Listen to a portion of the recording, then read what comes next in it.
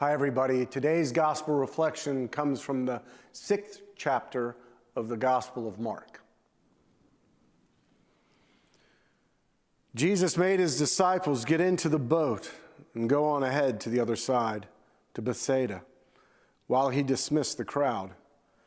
After saying farewell to them, he went up on the mountain to pray.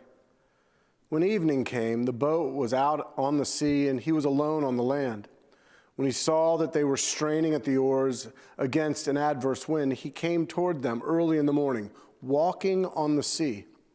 He intended to pass them by, but they saw him walking on the sea, and they thought it was a ghost and cried out, for they all saw him and were terrified.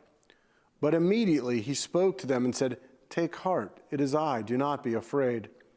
Then he got into the boat with them, and the wind ceased, and they were utterly astounded. For they did not understand about the loaves, but their hearts were hardened. Walking on water. We've heard that as a part of our cultural language since I was a little boy. I've heard, he thinks he can walk on water. And this miracle that Jesus performs, this sign.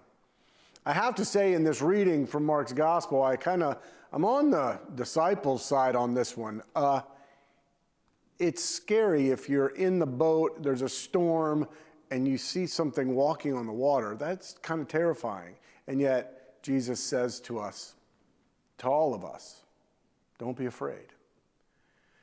For me, I have to kind of step way back from this story and wonder about the storms of our lives and how we weather them. And what are the signs of God's care and love with us? Because one of the things that I've realized about a life of faith, a life following Jesus, it's not about you get some inoculation that if I get a little Jesus, everything will be fine.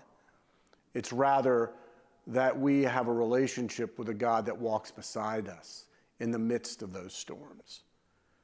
So today, I won't tell you that get a little Jesus, everything will be fine. But I do invite you to think about the ways in which your Savior, your community, holds you in the midst of the storms of life. And I, for one, am very grateful that I don't have to do that alone.